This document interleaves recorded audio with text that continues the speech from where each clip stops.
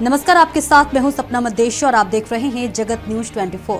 तो आइए शुरुआत करते हैं कुछ खास खबरों से। गुजरात सूरत लिंबायत जोन में डिंडोली से प्रमुख पार्क ब्रिज के पास शिवाजी नगर नजदीक नया बनाया हुआ रोड में भ्रष्टाचार के मुद्दों को लेकर ज्ञापन दिया गया। इस अवसर पर सूरत शहर कांग्रेस प्रमुख विपुल उधनावाला, वार्ड प्रमुख शैलेश भाई, सूरत शहर कांग्रेस से बदल प्रमुख संतोष पाटिल और अन्य कार्यकर्ता बड़ी संख्या में उपस्थित थे। जगत न्यूज 24 गुजरात सूरत लिंबायत से पुरुषोत्तम मौर्य की रिपोर्ट। ત્યાં કઈ રોડ નાની સાયકલ જતી હતી, મોટી પેલી એ કહેવાય તે સાયકલ અને ટેન્કર, તો પહેલાં સાયકલ અંદર જતી રહી ને પછી ટેન્કર જતું રહ્યું. એટલે આ રોડની કામગીરી છે આખી ભ્રષ્ટાચારથી લબાલબ. કરોડો ને લાખો રૂપિયાના બંગલા અને બરાબર સાહેબ લોકોએ લઈ લીધા છે, પણ સામાન્ય માણસની સાયકલ ચાલે એવા રોડ પણ નથી બનાવ્યા. આ આખું ભ્રષ્ટાચારી તંત્ર છે, પૈસા ભેગા કરવાનું તંત્ર છે ને આ લિંબાયત જન એ ભ્રષ્ટાચારનો અડ્ડો છે. આ આખી સિસ્ટમ અમે આગળ પણ આવ્યા હતા ને એમના જે કાર્યપાલક છે કામિનીબેન, એ ભ્રષ્ટાચારથી ભરેલા, એમનું ઘર આખું ભ્રષ્ટાચારથી પૈસા ભરેલું છે.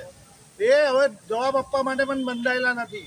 ભલે લોકોના ટેક્સના પૈસાથી એ લોકો એમનો પગાર થતો હોય, એ ભલે ભારતના બંધારણ મુજબ એ લોકોએ સામાન્ય પ્રજાને સવાલના જવાબ આપે બંધાયેલા હોય, પણ ભ્રષ્ટાચારનો જે દિવસે એ લોકો ડોઝ લઈ લે છે ત્યાર પછી એ લોકોને બધું જ ભૂલી જાય છે.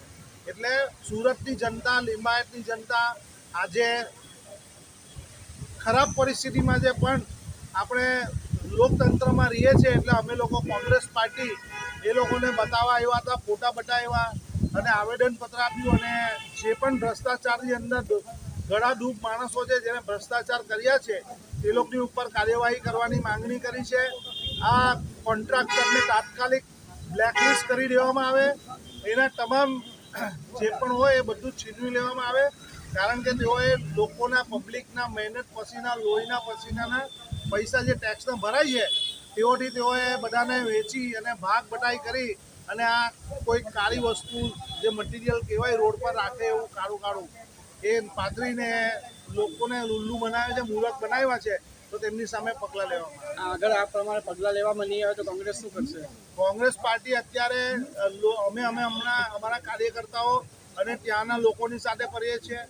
આ બધી રજૂઆત ફોટા પાડી, વિડીયો મૂકી, સોશિયલ મીડિયાનો અમે સહારો લઈને અત્યારે અમે આંદોલન કરીએ છીએ, નાના નાનું રજૂઆતોને. પણ જો આ ભ્રષ્ટાચાર ખૂબ મોટા પ્રમાણમાં થઈ રહ્યો છે ત્યારે તમામ સુરતના બધા ઝોનની અંદર અને લોકોને, પ્રજાને ભેગા કરી સોસાયટી, ગલી, મોહલ્લાવાળાને લઈને અને ખૂબ મોટો હલ્લાબોલ કાર્યક્રમ કરશું અને આ ભ્રષ્ટાચાર હટાવવા માટે એક મોટું આંદોલન ઊભું કરશું. ऐसे ही अपडेट्स के लिए देखते रहें जगत न्यूज 24 और हाँ, हमारे चैनल को लाइक, शेयर और सब्सक्राइब करना बिल्कुल ना भूलें।